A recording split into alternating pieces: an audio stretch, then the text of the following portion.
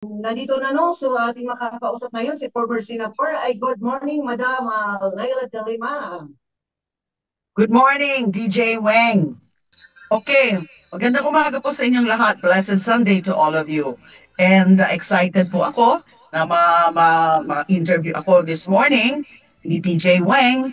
And also, I'm excited ko na magkakaroon din kami ng sortie dyan sa pagdating po nung election campaign period which starts on February 11 ay kasama po sa plano ng aming team, ML team, na bumisita dyan sa Masbate. Kasama po siya sa magiging Bicol sortie ng aming party list. So I'm excited to be able to go there. Sobrang napakatagal na po yung last time I went there. I just, kung natatandaan ko po, isang beses pa lang po ako nakapunta sa Masbate. And I don't remember anymore kung ano po yung year, pero nakapunta na po ako dyan, so I'm excited to go there and promote the causes of our party list, ML party list. Madam, ikaw ay napakasikat no na personalidad at tinutukan namin lalo na yung nakaraang eleksyon 2022. Malaki yung tiwala namin sa inyo. So, ano pa po yung pwede mong iba batiin sa ating mga kababayan na nagtitiwala at umaasa pa rin na mayroong senator na darating sa mga ibang halalan? Opo, gusto ko pong ipaliwanag sa mga nakikinig, sa mga nanonood, lalo din dyan sa Masbate, na hindi po ako kandidato ngayon for senator. Ano po ako? I'm the first nominee of the ML party list. Ano ho ba yung ML party list? ML stands for Mamamayang Liberal.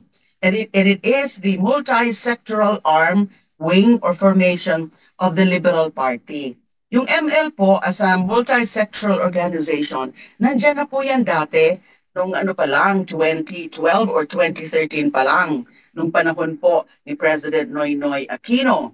And LP, Liberal Party, decided to create its multi-sectoral organization para ho nakakalapit sa mga marginalized sectors. So all through the years, nandyan na po yan.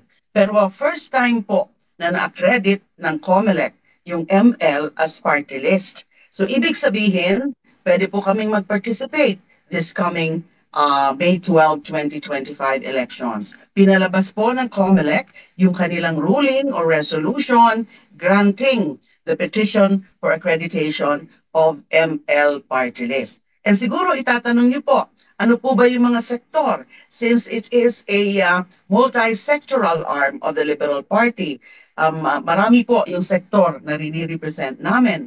Yun po yung kababaihan, kabataan, magsasaka, mangingisda, manggagawa, mga urban poor, and then katutubo or indigenous peoples, LGBTQIA+, PWDs, and senior citizens.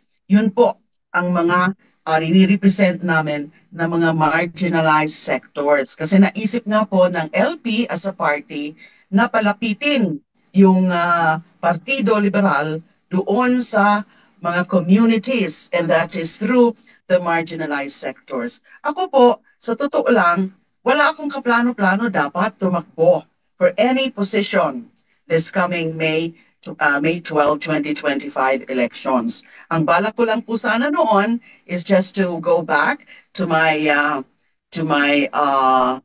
election law practice, private law practice, and also sa pagtuturo ko sa law school. In other words, medyo ang aking pamumuhay ay balak ko po sana na tahimik lang munang pamumuhay, although I would still be pushing for my core advocacies, which are human rights, justice, social justice, rule of law, democracy, and sovereignty. Pero po, nung na-accredit na nga po ng COMELEC, yung ML party list, ay naengganyo po ako, kinausap po ako ng mga ilang kasamahan ko sa Liberal Party because LP rin po ako, I'm also an LP member, and then ako rin po yung LP Vice President for Policy Reform within the party.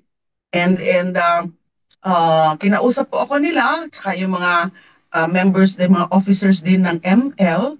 Ang president ho ng ML, Mamamayang Liberal, is former Congressman Teddy Bronner Bagilat.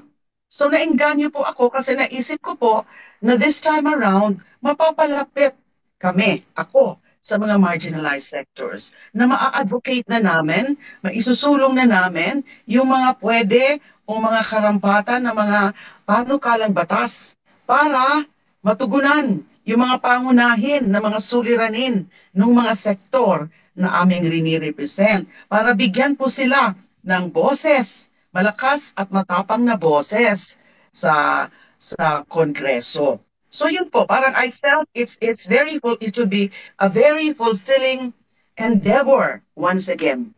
Kasi alam nyo naman po na yung aking public life ay nag-umpisa po ako as chairperson of the Commission on Human Rights, and then naging secretary po ako of Justice under Pinoy, and then in 2016 po, I was elected as senator.